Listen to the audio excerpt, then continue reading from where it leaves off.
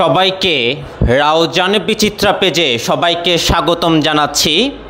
আজকে আমরা উপস্থিত হয়েছি রাউজানেরই একমাত্র মহিলা মাদ্রাসা রাউজান মহিলা মাদ্রাসায়। আজকে আমরা জানার চেষ্টা করব অত্র মাদ্রাসার সম্মানিত অধ্যক্ষ আলহাজ মাওলানা আব্দুল মান্নান চৌধুরী স্যারের কাছে। আমরা জানার চেষ্টা করব এখন অত্র মাদ্রাসার 2024 দাখিল পরীক্ষায় অত্র মাদ্রাসার ফলাফল কেমন ছিল। ধন্যবাদ আপনাদেরকে আমাদের এই মাদ্রাসায় আসার জন্য। আমাদের 2024 সালের দাখিল পরীক্ষার্থীদের মধ্যে আমরা এই 56 জন পাস করেছে এবং তোর মধ্যে 9 জন প্লাস পেয়েছে এবং বিগত বছরগুলোতে আমরা ধারাবাহিকভাবে শতভাগ আমরা কামিয়াব হয়েছি। বিগত বছরগুলোতে চেষ্টা করেছি ভালো রেজাল্ট করার জন্য, এই বছরও চেষ্টা ছিলাম। তো আশা করি আগামীতে আমরা ভালো রেজাল্ট করব, এটা আমার আশাবাদী। আচ্ছা হুজুর, আমরা সাধারণত দেখে থাকি বিভিন্ন স্কুল কলেজে প্লাসের হার পাশের হার অনেক ক্ষেত্রে বেশি, ঠিক আছে, কিন্তু আপনাদের মাদ্রাসাও যে স্কুল কলেজের থেকে যে পিছিয়ে নেয় সেটা একটা উৎকৃষ্ট উদাহরণ আপনাদের মাদ্রাসা সেটা প্রমাণ রাখছে আর কি সবসময়। এই ক্ষেত্রে আপনি কি বলবেন? আচ্ছা, এই ক্ষেত্রে হলো আমরা আসলে কষ্ট ছাড়া তো ফল অর্জন করা যায় না।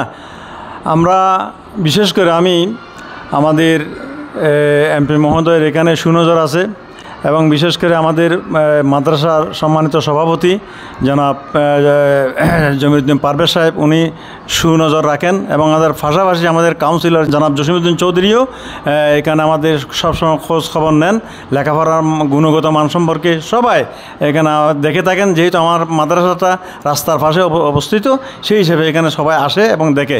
বিশেষ করে তারপরেও যারা পরীক্ষার ফর্ম ফিল আপ করে বা ফর্ম ফিল আপের পূর্বে আমি প্রত্যেক ছাত্রীদের বাড়িতে গিয়ে দেখি। আমি ব্যক্তিগতভাবে আমি বাড়িতে গিয়ে প্রত্যেক ছাত্রীদের যারা ফর্ম ফিল আপ করেছে আমি দেখি লেখাপড়া করছে কি না।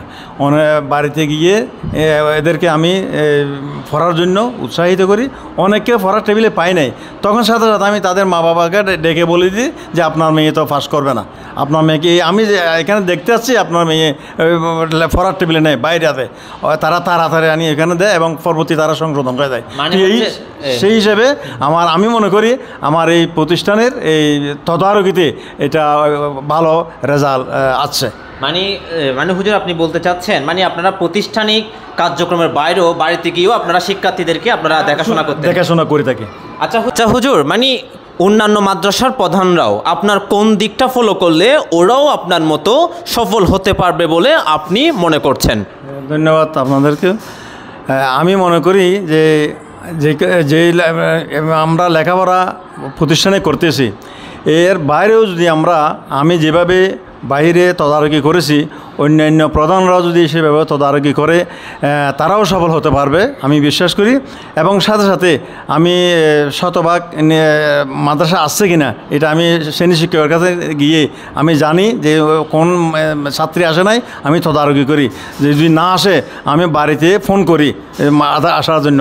এইভাবে এবং সাপ্তাহিক আমি জলসা, আরবিতে জলসা বলা হয়, আমি সকল ছাত্রীদেরকে নিয়ে আমি বসি, তাদেরকে কিছু লেখাপড়ার দিক নিয়ে বর্তমান যুগোপযোগী লেখাপড়া হচ্ছে কিনা এবং তাদেরকে ধারণা দিই। সাথে সাথে অভিভাবক সমাবেশ করি। আমি মনে করি এইভাবে যদি তদারকি করে অন্যান্য প্রতিষ্ঠানের প্রধানরা এইভাবে শতভাগ ফলাফল অর্জন করতে পারবে। আমরা প্রায় সময় শুনে থাকি মাদ্রাসার শিক্ষার্থীরা আপনার ইংরেজি গণিতে অনেক সময় দুর্বল। এক্ষেত্রে আপনার মাদ্রাসা কোন দিকটা ফলো আপ করেছেন যে আপনার মাদ্রাসা শিক্ষার্থীরাও ইংরেজি গণিতে পারদর্শী হতে পারে? ধন্যবাদ।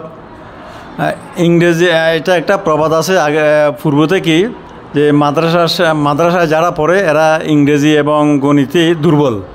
আমি মনে করি যদি ইংরেজি এবং ইংরেজিতে এবং গণিতে যদি দুর্বল হয় তাহলে আপনারা দেখেন মিডিয়ার যুগ এখন। আমার জানা মতে কিছুদিন কয়েক বছর আগে ঢাকা জাহাঙ্গীরনগর বিশ্ববিদ্যালয়ের ভিসি উনি বলেছিলেন যে এই প্রতিষ্ঠানটা আমি অনতিবিলম্বে আশা করতেছি মাদ্রাসার শিক্ষায় পরিণত হবে।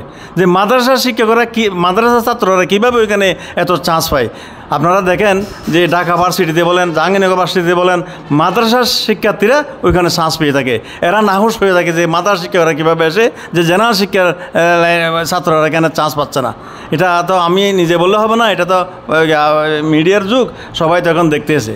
তো আমি মনে করি মাদ্রাসার কোনো অবস্থাতে মাদ্রাসার ছাত্রীরা ইংরেজি এবং গণিতে এখন আর দুর্বল নয়, আগে যেটা বলেছে সেই কারণে কাটিয়ে যাচ্ছে ইনশাআল্লাহ।